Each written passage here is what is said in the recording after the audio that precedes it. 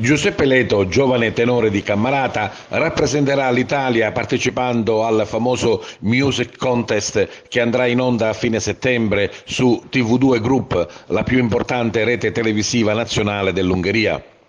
Giovane promessa della musica italiana, Giuseppe Leto nasce artisticamente con l'Accademia dello Spettacolo Palladium di Favara, diretta dall'insegnante di canto Lia Minio. Le sue eccellenti qualità canore con la voce da tenore vengono subito notate ed apprezzate, diventa protagonista in alcune puntate del format di Canale 5 Io Canto, la nota trasmissione che mette in risalto giovani talenti canori presentata da Gerry Scotti.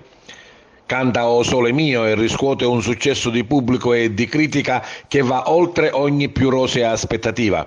Sempre su Canale 5 duetta con diversi artisti di calibro internazionale. Memorabile il suo duetto con Albano, con il quale ha interpretato Voglio vivere così. Recentemente è stato ospite a Favara per la festa di San Giuseppe con altri artisti dell'Accademia Palladium.